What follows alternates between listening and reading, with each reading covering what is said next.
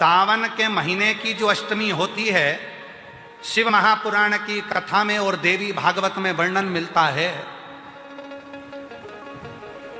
देवी भागवत में और शिव पुराण में वर्णन मिलता है, अष्ट सिद्धि नवनिधि 64 योगिनी सारी विद्या नव देवी सब सावन के महीने की अष्टमी तिथि के दिन महादेव से मिलन करने आती हैं।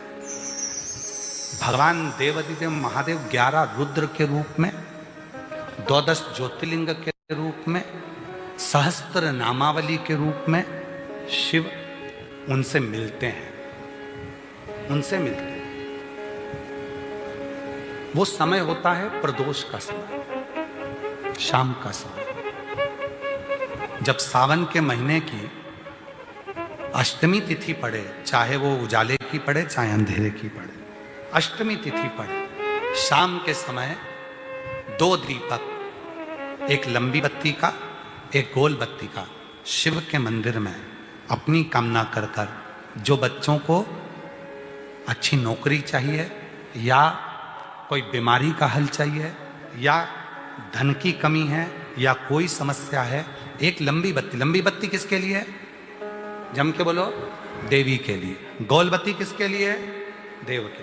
2 बत्ती घी की, गोल बत्ती को जलाओ पहले, फिर लंबी बत्ती का जो दिया हो उसकी बत्ती का मुख गोल बत्ती की ओर हो, वो बत्ती अपनी ओर नहीं हो। समझ में आ रहा है ना सबको? जो बत्ती होती है, जब भोलेनाथ जी को भी मालूम है आज ये वाली कथा बाचेगा जब ये दिया आ गया हो। ये जो बत्ती का मुख है, देखो ये दिया, ये लंबी बत्ती, ये गोल बत्ती, तो ये जो गोल बत्ती है आपने यहां जलाई और ये लंबी बत्ती जो है ना, इसका मुख गोल बत्ती की ओर हो। 64 योगिनियां, अष्ट सिद्धि, नवनिधि, नव देवियां, सारी विद्या। शिव जी की जो गोल बत्ती है, शंकर क्या है? ज्योतिर्लिंग, ज्योतिर्स्वरूप। मां दुर्गा क्या है? ज्योति स्वरूपा। क्या कहते हैं? ज्वाला महारानी की, ये ज्योति के रूप में। जब हम गोल बत्ती के सामने अष्टमी के दिन प्रदोष के समय पर लंबी बत्ती का दीपक, पहले गोल बत्ती का दिया जलाया, फिर ये लंबी बत्ती का मुख उधर की ओर कर कर दीपक को जब हम प्रज्वलित करते हैं और अपनी जो कामना दोनों दीपक के सम्मुख में करते हैं, वो कामना पूर्ण होकर ही रहती है। पर करना क्या है? दोनों अष्टमी पर, सावन के महीने में जो उजाले पक्ष की अष्टमी आएगी उस पर भी करना है, और जो अंधेरे पक्ष की आएगी उस पर भी करना है। बड़ी सुंदर दीप बनाया है, जोरदार ताली बजाओ जिसमें बनाया है।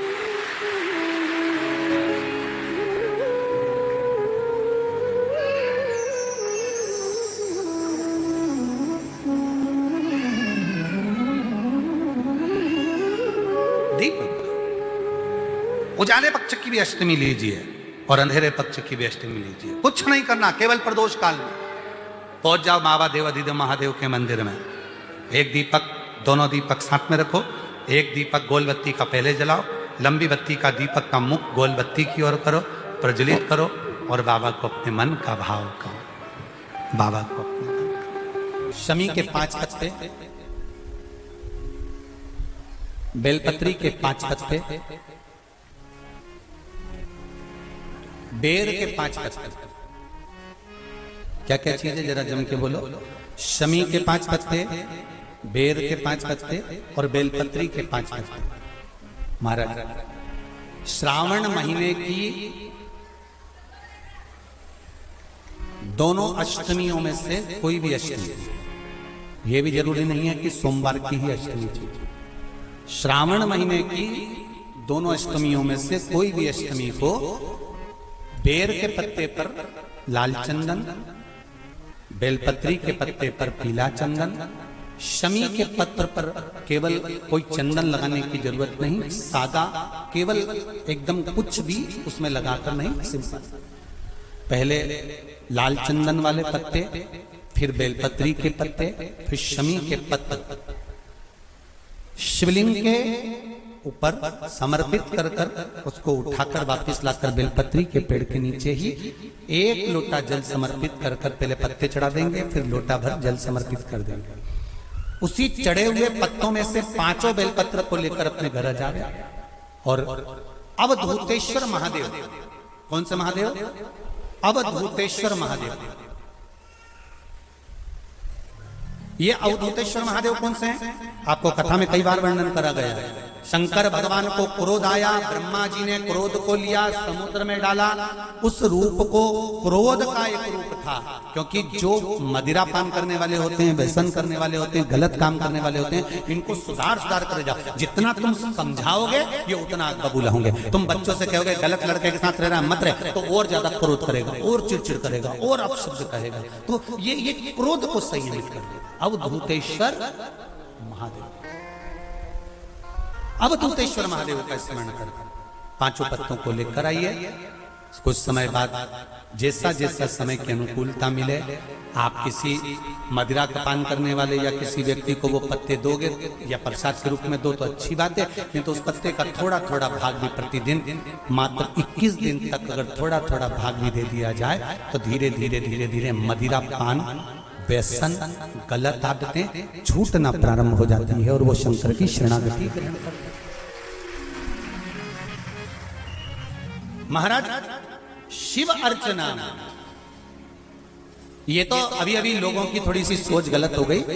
ये दुनिया के लोगों को ये तो मालूम नहीं है भगवान शंकर के लिए। हाँ, शंकर भगवान के पास में भांग रहती है, शंकर भगवान के पास में भांग रखी हुई होती है। शंकर भगवान का भांग का श्रृंगार होता है, क्योंकि उसको बूटी के रूप में, औषधि के रूप में लिया जाता है। और कोई कहे कि शंकर भगवान भांग का नशा करते हैं, तो ये संसार के लोगों को समझा देना कि शिव भांग का नशा, मेरा भोलेनाथ भांग का नशा नहीं है, शिव नशा। जब आप किसी कार्य के लिए आगे बढ़ रहे हो और वो कार्य हो ही नहीं रहा, बहुत प्रयास कर लिया आपने और वो काम हो ही नहीं रहा, अथक प्रयास कर कर थक गए, तब घर से जब निकलो तो एक विचार कर कर निकला, मुख से कहकर निकलना कि आज मैं इस कार्य के लिए जा रहा हूं और मेरे साथ मेरा महादेव जा रहा है। कौन जा रहा है? महादेव जा रहा है। वापिस आओगे, ज्यादा से ज्यादा ये होगा 15 दिन, 20 दिन, 25 दिन, 30 दिन लगेंगे। जो कार्य कर कर आए हो उसका रिजल्ट आपके पक्ष में जरूर आएगा, क्योंकि महादेव को आप साथ लेकर जाते हैं।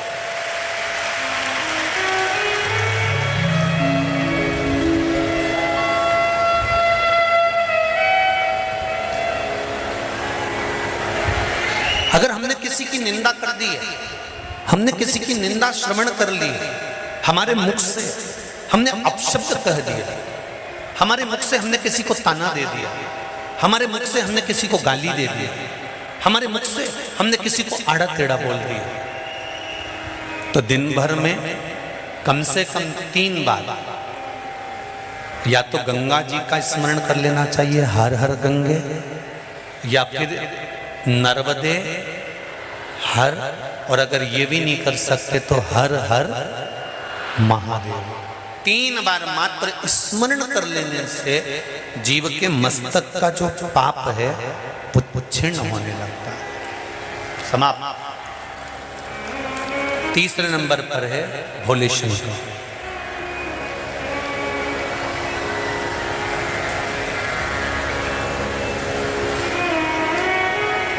बहुत तेज क्रोध आ रहा।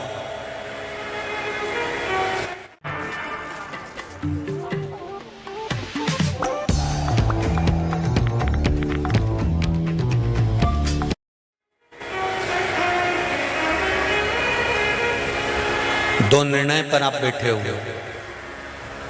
एक मन कर रहा है इस लड़के से शादी करूं कि इस लड़के से शादी करें, इस लड़की से ब्याह करें कि इस लड़की से ब्याह करें।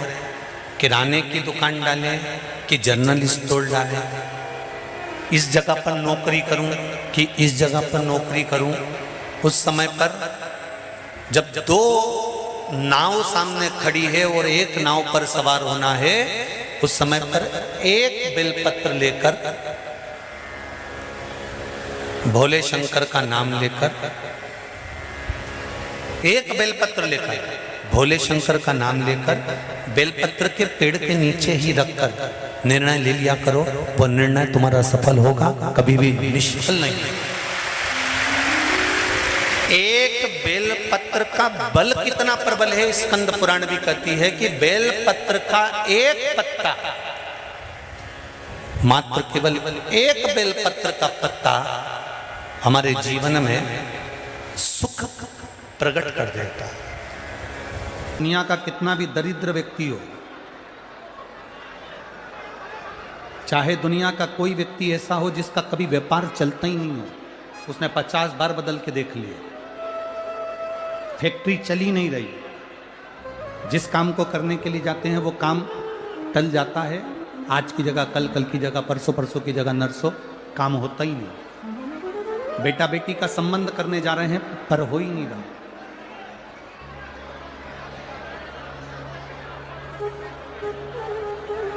कितना भी दरिद्र से दरिद्र व्यक्ति है, कितना भी दीन से दीन व्यक्ति है, एक नियम वो अगर अपनी जिंदगी में बना ले, प्रदोष काल में, प्रदोष के समय पर बेलपत्री के वृक्ष के नीचे एक बार जाकर नमन करना और प्रदोष काल में शंकर भगवान के मंदिर में दिया लगाना, ये दो चीजें अगर वो 3 महीना भी लगातार कर ले तो उसके जीवन में कभी कोई समस्या आ ही नहीं सकती, कोई दुख आ ही नहीं सकता। एक नियम बना, जैसे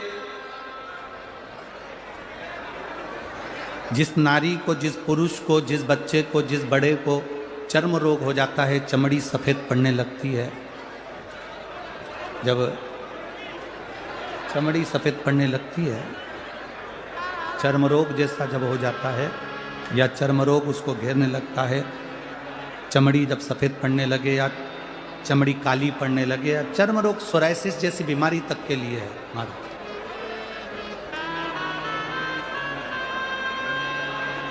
बेलपत्री के वृक्ष के नीचे की मिट्टी, बेलपत्री के वृक्ष के नीचे की मिट्टी, उसको जिस पात्र के अंदर शिवलिंग बनाने के लिए हम गलाएं, जिस पात्र के अंदर हम शिवलिंग बनाने के लिए उसको गलाएं और शिवलिंग का निर्माण कर कर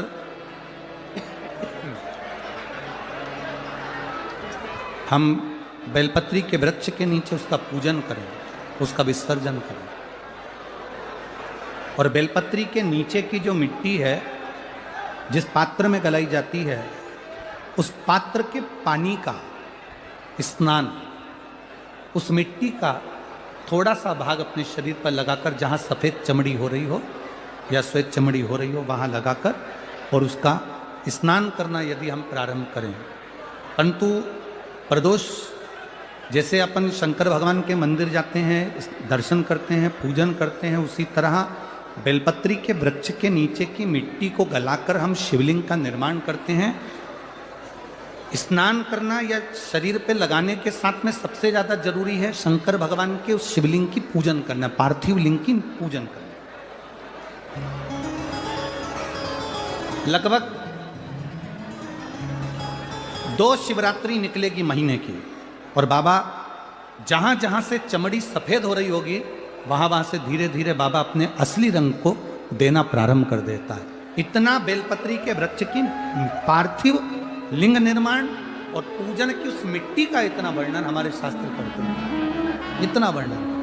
कैसा नीला कलर का पुष्प होता है, देखो छोटा है थोड़ा हमारे हाथ में, ये फूल का बेटा है, ठीक है, पूरा फूल नहीं है, ठीक है, फूल का बेटा है, छोटा सा, अच्छा दिख रहा है।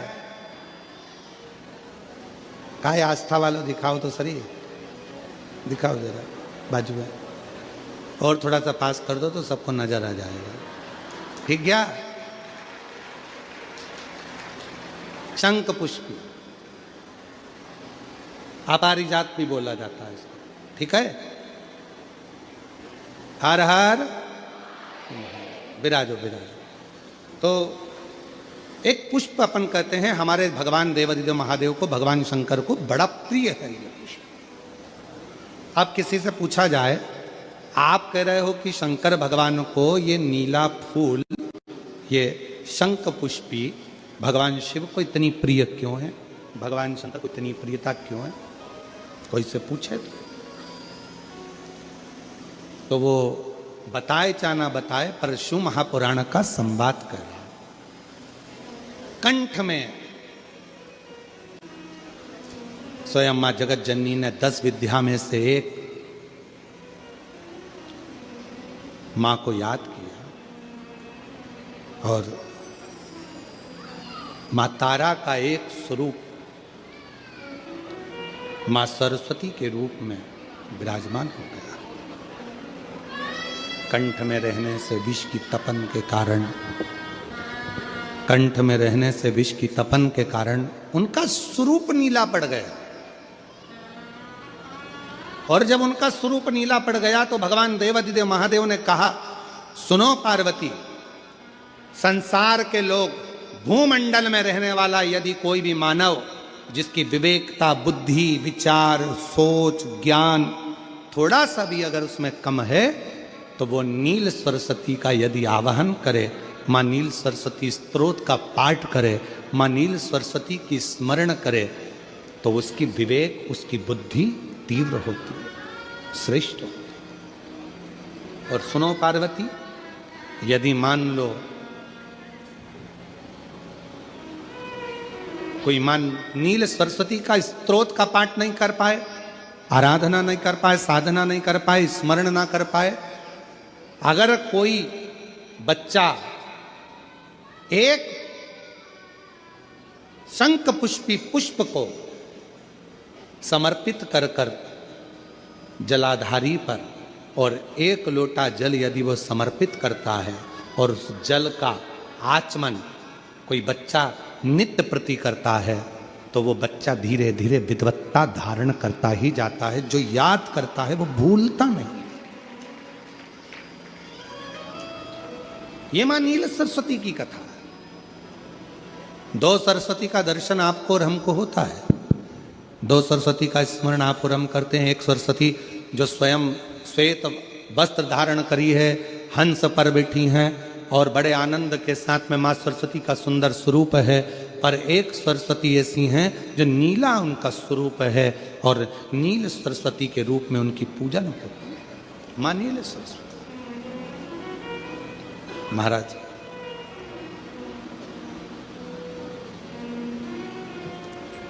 जैसे कोई कोई बच्चे ऐसे होते हैं कि जन्म लेने के बाद में उनकी राल टपकती रहती है, विद्वान नहीं हो पाते, पलंग पर पड़े रहते हैं, पांव हाथ काम नहीं करते हैं, और डॉक्टरों का इलाज चलता रहता है पर वो रिटर्न नहीं आ रहा है।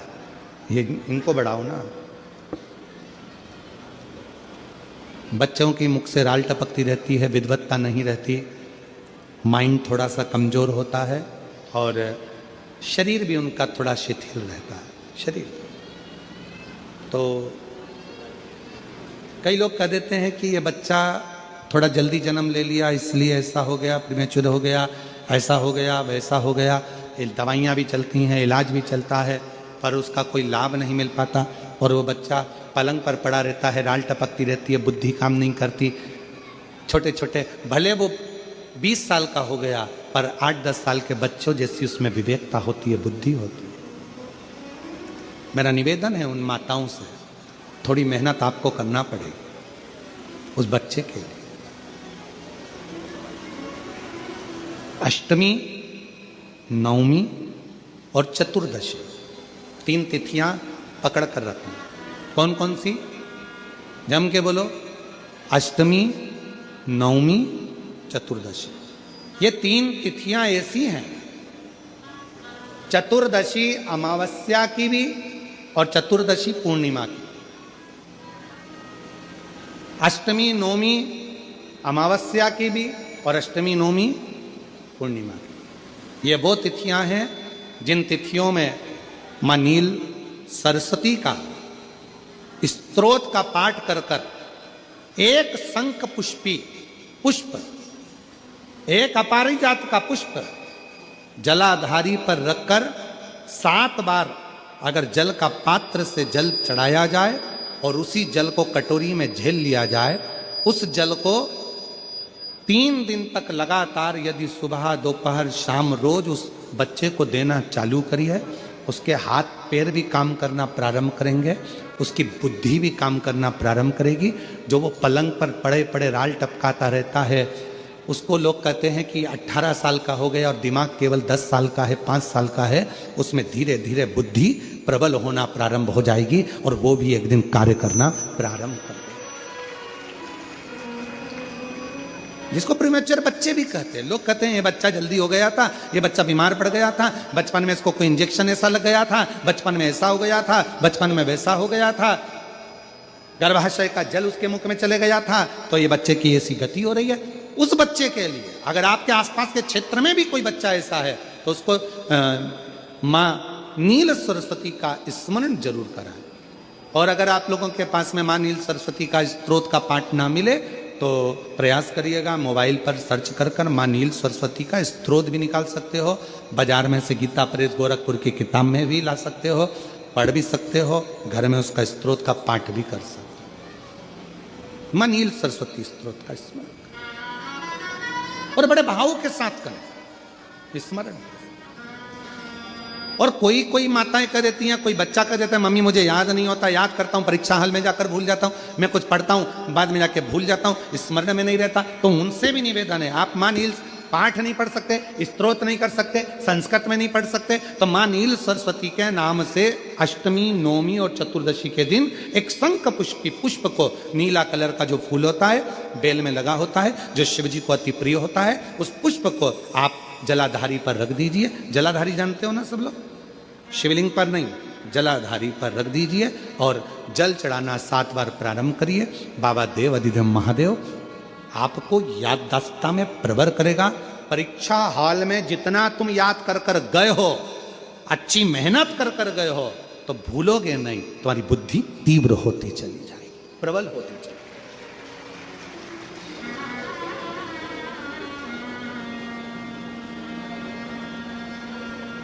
आजकल आयुर्वेद में